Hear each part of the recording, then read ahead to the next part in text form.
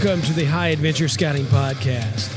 This is the source for all things high adventure for scouts, scouters, and anyone else interested in promoting high adventure trips for our youth. You can find all kinds of great high adventure options for your scouts at highadventurescouting.com. We are constantly updating the list of cool trips, and we want your input on your best trip. Welcome, high adventure enthusiasts. We are excited, as always, to highlight a high adventure base on this edition of the High Adventure Scouting Podcast. Today, we're joined by Sarah Flowers, Director of Camping Services, and Reid Parish, Aquabase Director, both from the Lincoln Heritage Council located in Kentucky. Their high adventure base is called Aquabase and is on Pfeffer Scout Reservation on Kentucky Lake. Sarah and Reid, thanks for joining us today on the High Adventure Scouting Podcast. Yeah, thanks, Rob. It's really great to be here, and we really appreciate what you're doing for the scouting community here. Couldn't agree more. Thanks for having us. Well, I love learning about high adventure bases, so it's a little selfish on my part. But the purpose of the podcast is to give listeners more information about your program offerings. Now, I've been down to the area where you guys have Aquabase, so I know about it because I'm closer to the regional area. But I suspect there's a whole lot of people that have never heard of Aquabase and what you guys are doing down there. So, why don't we just give you a quick overview of what you guys do, and we can just really dive down into into everything and get some more information. Sound cool? Sure. We are located in the far western side of Kentucky, so if you think where Illinois, Missouri, and Tennessee meet, we're in that end of the state. And we are on beautiful Kentucky Lake. Kentucky Lake is roughly 184 miles long and depends on where you measure it, 2 to 5 miles wide. But our program, we use about 30 miles of the north end of the lake, and that's just because of the navigation abilities on that end of the lake. Okay. Well, just tell me about what scouts will do while they're at Aquabase, and just kind of give me an overview of what they should expect and what leaders should expect when they go on these outings. Okay, so scouts will come in Sunday afternoon, and we get everybody checked in, we do some icebreaker games, and then we assign scouts to their boats. We put 4 scouts on a boat with this program. We have a fleet of 25-foot sailboats, 4 Catalina 250s, and 4 Hunter 25-foot boats. And then we have 3 hours of class time in the evening and then some on-dock training.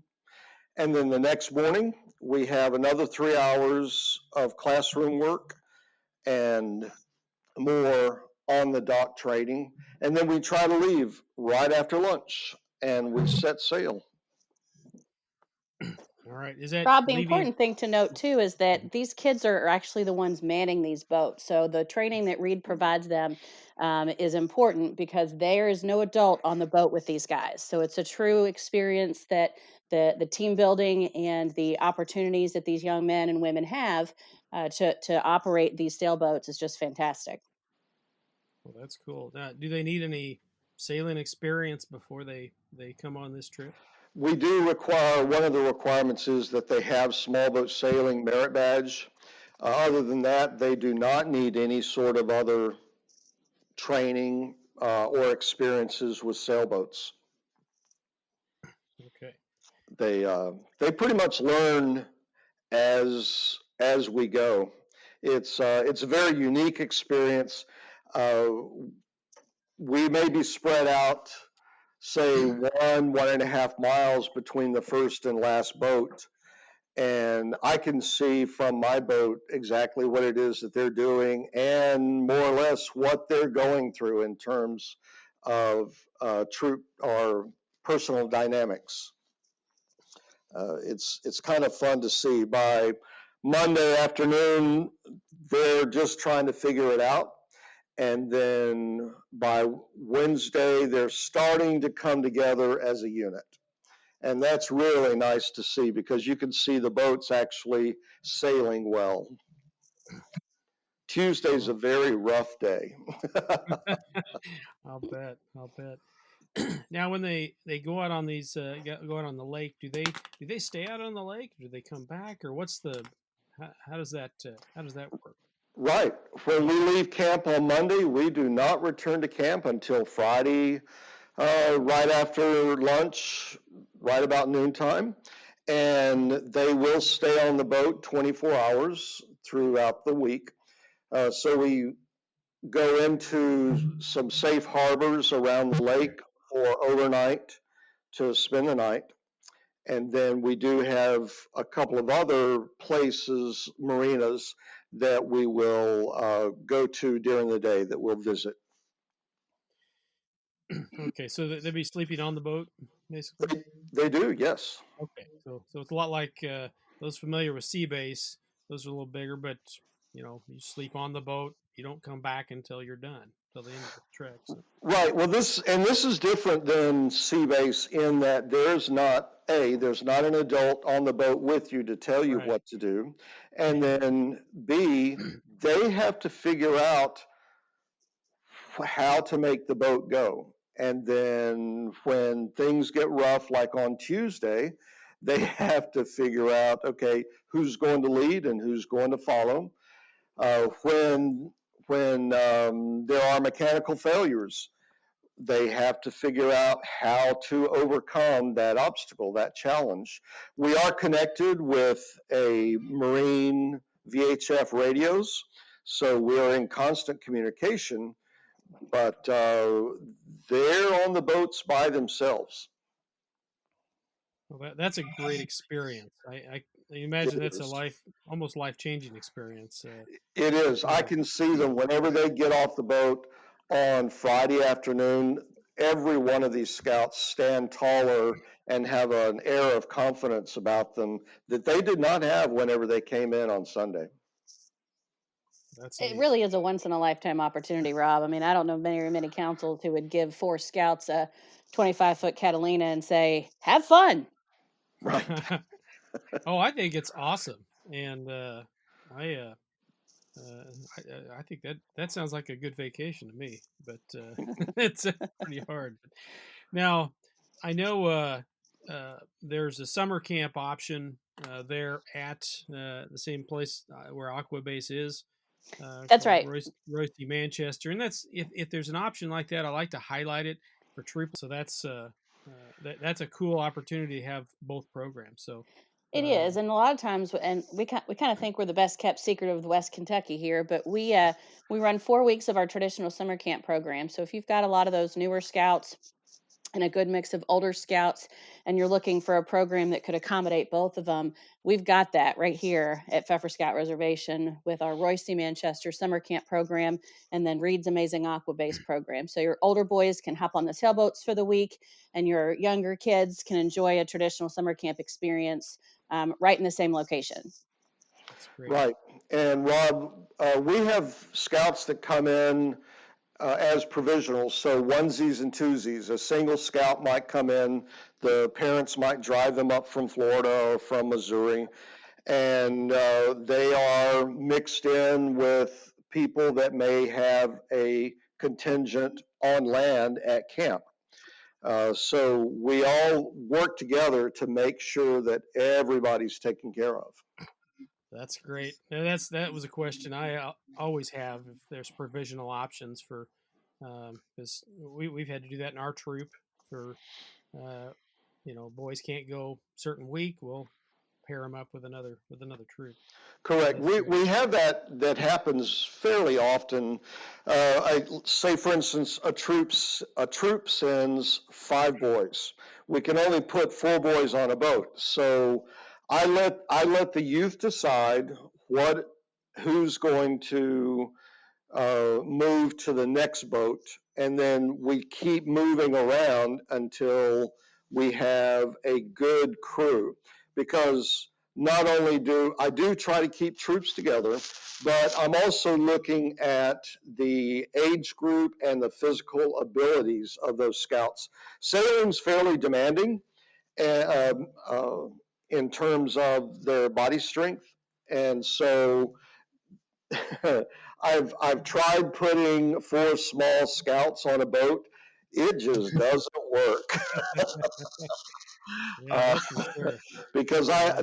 I have to go over to their boat every morning and pull up their anchor, and that Oh my gosh. Now, on that same vein, is there a minimum age that you usually look for, like most high adventure programs do? yes, sir, yeah, it's 14 years. Okay. Okay. We all know the major high adventure bases around the country, and they offer some awesome programs. Have you been searching for a cool alternative from your typical high adventure trip? As a scout leader, I want to give our scouts some great alternatives. You need to check out highadventurescouting.com. You'll find information on over 30 different council high adventure bases in 24 states. Maybe you're looking for a do-it-yourself option and need some ideas. Maybe you've taken a great trip and you want to share your good fortune with your fellow scouts and scouters. Just send us the details and we'll publish your trip. Whatever your interest, highadventurescouting.com is the one-stop shop for all things high adventure. That's highadventurescouting.com. Right. And what's the cost? Is it a lot more than going to summer camp, or is it less, or is it about the same?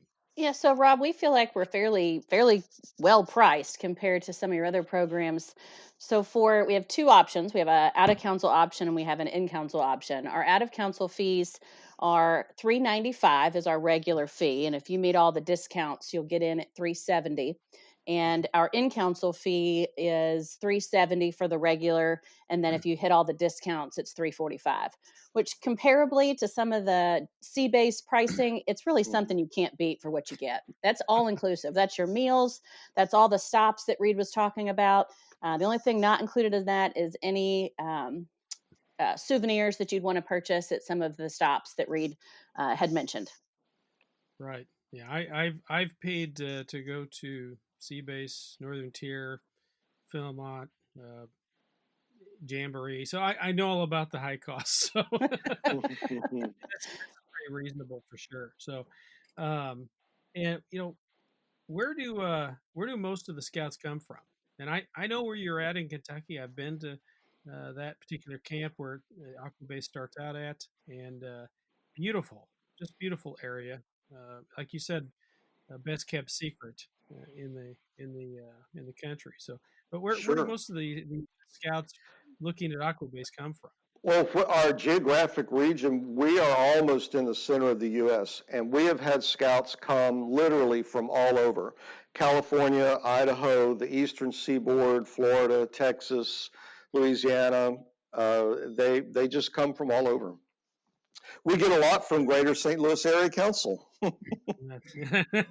I'll bet it's very close. It's very close to the area, so Yeah. easy to Yeah. get to too. Um, Now, how early do you have to sign up to really get a spot in one of these boats? Depends on the week that you want to go sailing because weeks 1 and 2 fill up really fast. And reservations open after summer camp closes. Sarah, can you elaborate? Sure. So we try to keep our reservation system open and available for folks to come in, but we start taking reservations for the next year when summer camp is over. So when summer camp ends in July, then we start taking reservations for the following summer. So we've got quite a bit of reservations already for our Aquabase program this year. As Reed mentioned, week 1 and 2 do fill up pretty quick. 3 and 4 tend to lag, but they always fill up. I definitely recommend that you get your reservation in prior to December because after that it's usually Mhm. pretty full, and we're waiting on people to drop and start a late list. So Exactly, and being right there at, on the Pfeffer Scout Reservation with Camp Royce, Manchester, and Aquabase, it's a great combination for any troop wanting to keep the older boys involved and still go to camp and have a traditional program for the younger guys. And Right, you and know. that's really how this program came about.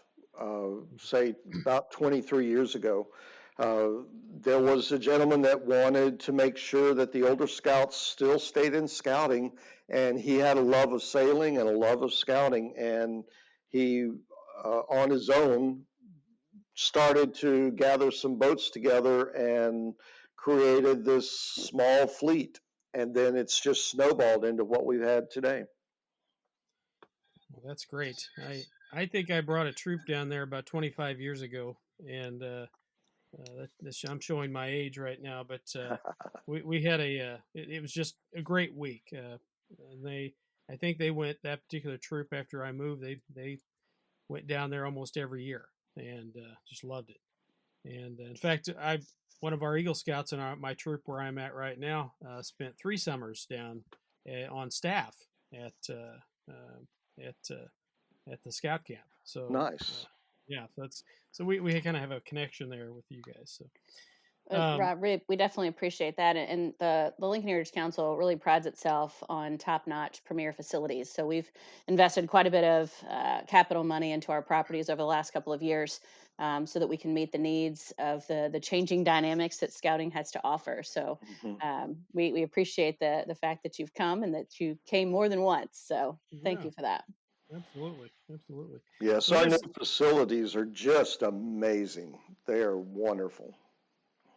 and that's this is the cool thing about doing this particular podcast is there are so many awesome council based activities around the country for high adventure and other things that you'll never run out of really awesome places to go and experiences for your scouts. So um, now obviously you don't need tents with the Aquabase program. I mean Right? they have their own tent. It's called a sailboat. But is there any big equipment that they'll need to bring with them other than their personal gear, or is that all provided? Let's see. I do send out a packing list, and it's the usual stuff like swim trunks, t-shirts, a little bit of spending money. They can bring their own PFD if they want to. We are a no cell phone trip because I found that that takes away from their experience that they're out on the lake trying to have. Mhm. And that's a real shock for them for a lot of the scouts that come in. But by Wednesday, every afternoon we do a thorns and roses, and by Wednesday the grumbling about the cell phones has kind of stopped, and every once in a while, if somebody's honest with you, they'll actually say, yeah, it's not so bad.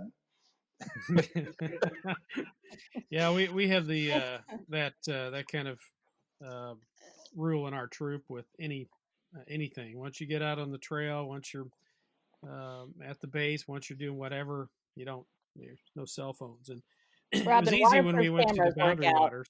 Yeah, Yeah, and waterproof cameras work out amazing. My son took one on his scout trip recently, and I was giggling at the pictures that he took. But that's a great way to capture memories because I know a lot of kids use it for their phone, for their Yeah. cameras as well. So those waterproof cameras work out really nice. yeah. I've got one. I think it's a Olympus camera. It's waterproof. You can hit it and throw it down, and it's still a good thing. So there's a lot of good things like that. So Yeah, those are um, great. well, what other I just went through the normal stuff that and talk we talked about the normal stuff that most leaders will have questions about. So, but what have I left out? I mean, what cool things that Hmm. that you might tell somebody coming to Aquabase? How about food? Food's a good one. a lot of Everybody people likes to eat.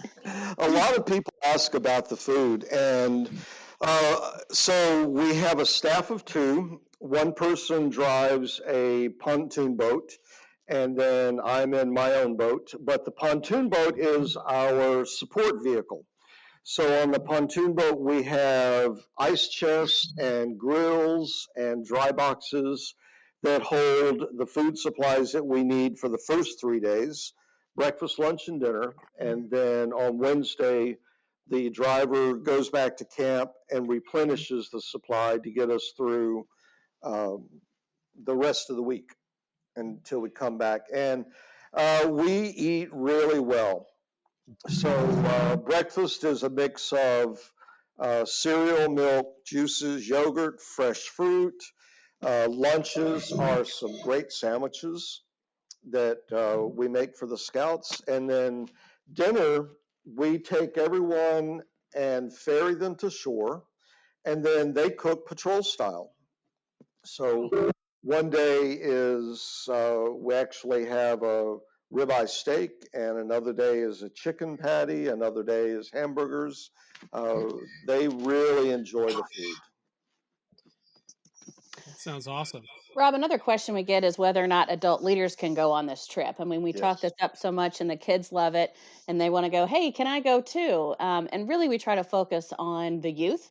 After all, this is a youth program. But Right. if we do have spots left over, if we happen to not fill that week, then we will take adults as well at the fee that we charge the kids.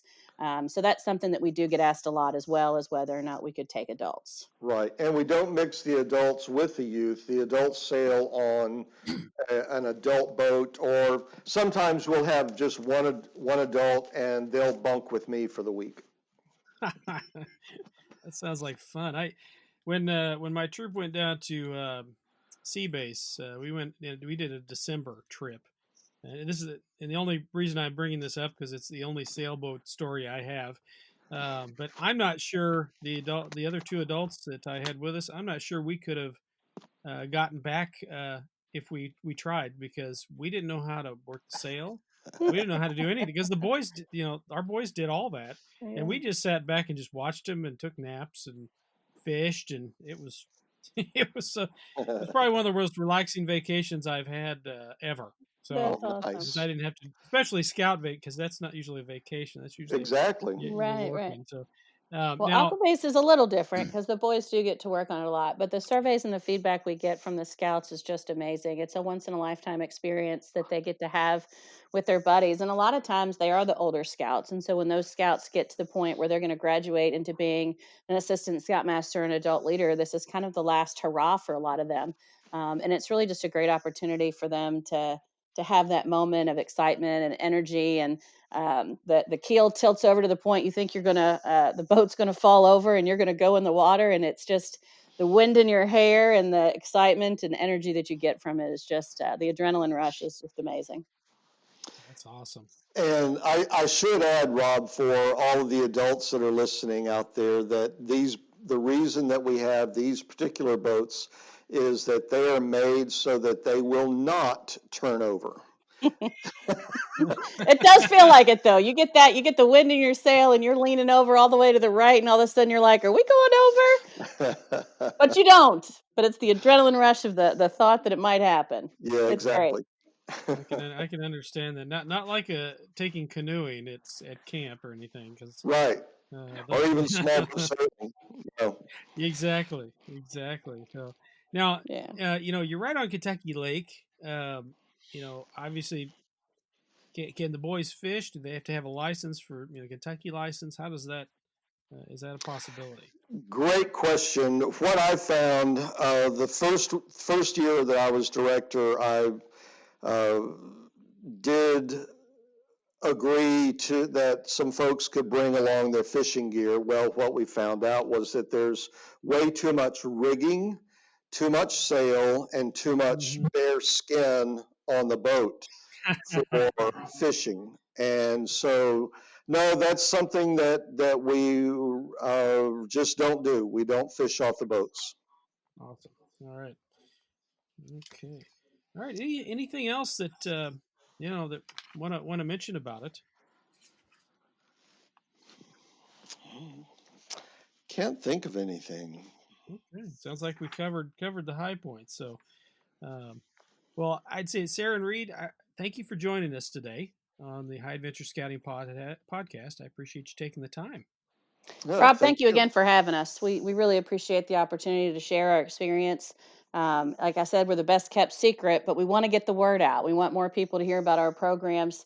Reed does an amazing job with his team of planning the program throughout the year and adjusting to things as needed. And we definitely appreciate that as well. But it's all about putting these kids out in opportunities that they wouldn't be able to do on their own. And so it is our pleasure to be able to offer this program, and we just want more folks to know about it. Well, that's great. I'm excited. I want to go now. So, but I can't because I'm not a scout. So, so I want to thank Sarah Flowers, Director of Camping Services, and Reid Parish, Aquabase Director, both from the Lincoln Heritage Council and Aquabase, for joining us today. You can get more information on their programs at lhcbsa.org/high-adventure. That's lhcbsa.org/high-adventure. And I will have that as a link on the podcast information to make it easier. Thanks for joining us today, and remember to tell your friends about this podcast. You can find us online at highadventurescouting.com, on Facebook or Instagram. If you have any questions or ideas for future podcasts, just email us at info@highadventurescouting.com. This podcast and website are independent and not affiliated with any youth organization. Happy high adventure! This has been a production of High Adventure Resources.